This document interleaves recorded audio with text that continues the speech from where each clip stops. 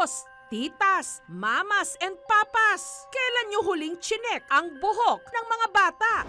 Ang batang ito, halos makalbo na. Ang kanya namang anit, nagsugat-sugat at nagbakbak. Pero mas malala pa pala ang sinapit ng kanyang kakambal. Ang ulo nito, naglalangib din sa sugat. Punong-puno pa ng balakubak. At kapag tinignan ng malapitan, merong gumagapang. Ang mga ulo kasi ng kambal, pinutakte ng sandamakmak na kuto.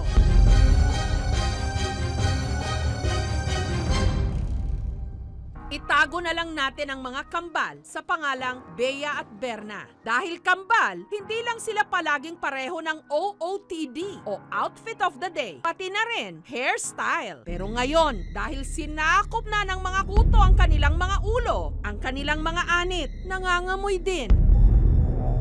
Maaari raw nakuha ng kambal ang mga kuto mula sa paglalaro sa labas. Halos maghahapon po sila sa labas. Sobrang po sa pawis yung ulo nila. Kamot po sila ng kamot, kaya po dumami ng dumami yung kuto nila. Tsaka nilapitan mo, may umidiri ka. At yun ang mahawaan. Baka may maganon din yung ulo.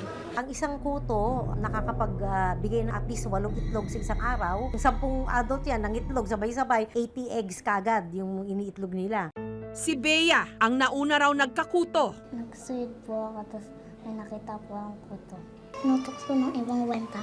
Si Berna pangaraw noon ang nagsusuyod ng mga kuto ni Bea hanggang pati siya nahawa. Nakakainis na may kuto sa ulo. Makatili. Nakikita nila yung kuto, lumalayo sila. Lahat naman kasi naghihiraman yung dalawa na yan. Lahat ng bagay, lahat ng gamit. Kasi hindi sila palaligo. Madumi po kasi ulo nila talaga. Nung binuksan ko po yung buhok nila, nagulat po ako kasi kumpul-kumpul po yung kuto. Tsaka may mga nana po, pasang-sang po sa amoy malansa. Mga di po makatulog. Sa dami ng kanilang kuto, hindi na raw sapat ang pagtitiris. Ang ginagawa po nila, nilalagay po nila sa papel. Tapos pag tinold po nila yung papel, sa kanila po dadaganan para mapatay po lahat. O kaya po sinusunog po nila yung papel. Kung ano-ano na rin daw ang ginamit nila para mapuksa ang mga ito. Mula baby oil, pati na gaas na panluto at fabric conditioner. Matapang po kasi yung gaa, kaya namamatay po yung mga kuto. Pero hindi po lahat talaga ng kuto nila natatanggal. Sa tita ko kasi yun, lagyan mo muna ng fabric conditioner para daw lumambot yung buhok and then suyuran.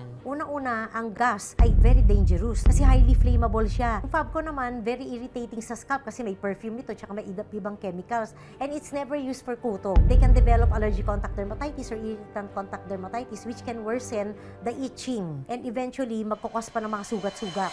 Pero mukhang ang mga kuto, never say die. Hindi mamatay-matay. Ang kambal, lalo pang nangate. Kaya nagdesisyon na ang kanilang ina na kalbuhin sila. Marami na nagsabi na baka lumala, ma-infect ng sobra, pumasok dun sa loob daw ng utak. Natakot ako. Sabi ko, pakalbo natin. Unang kinalbo, si Bea. Napangita ko sa mukha ko, parang kong lalaki. Maginhawa, sula na kuto. Pero si Berna, umaayaw. Tumatakas siya. So, hahanapin ko kung saan-saan.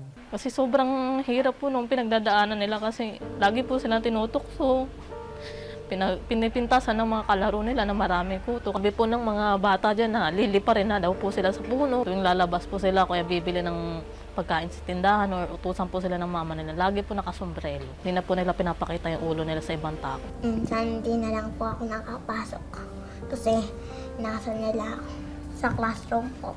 Wala akong tumatak sa akin na di na ako inaasaran.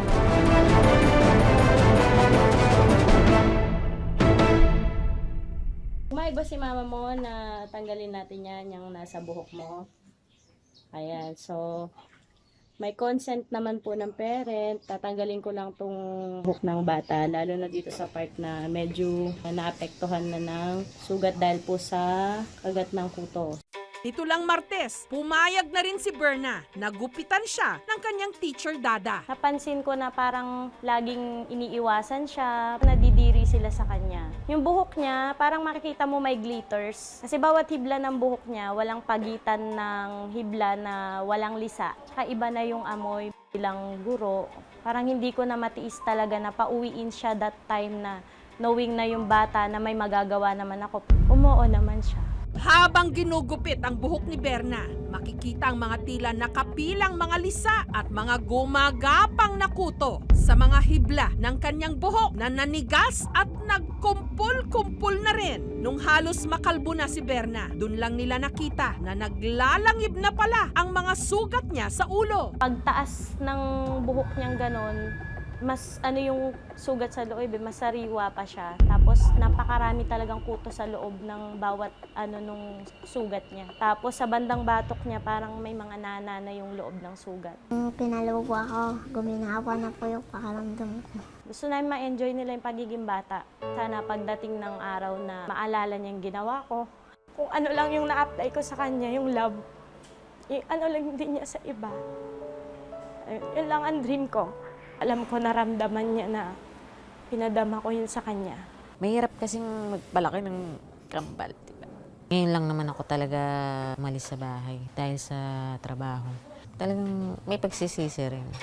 Nito lang Biyernes, sinamahan ng aming team sina Bea at Berna sa isang dermatologist. Oh, ayun, may kaliskis. Pityriasis amiantaceae. Parang fungal infection siya. Ito kasi nga, dalawa ang problema niya. Kuto lang, nauwi sa pityriasis amiantaceae. Maybe it started as a kuto, yung pediculosis capitis, tapos nagkaroon ng infection, hindi agad nagamot. So, ang normal tendency ng scalp natin ay mag-produce ng keratin, yung upper layer ng skin. Kaya sa dami na ng keratin na na-produce niya, ito nga ay nanigas-nigas na, patong-patong, nagdikit-dikit na. Well, kapag meron silang mga kuto, dapat talaga alisin mo yung pawis sa ulo. Kaya avoid mo muna yung laro sila ng laro. Tapos syempre, you have to treat them right away para hindi na magkaroon ng problema pa. Pa-poison mo sila sa pamamagitan ng tamang shampoo o kaya lotion na that will really kill them. Dapat lahat ng ginagamit nila sa ulo, headband, ribbon, lahat yan, dapat dinidisinfect. Super thank you talaga sa GMA Kapuso. And thank you also kay Doc. Aminin, marami sa atin nagkakuto rin nung ating kabataan. Kaya dapat alam natin ang gagawin kapag ang ating mga alaga pinuputakte ng mga ito.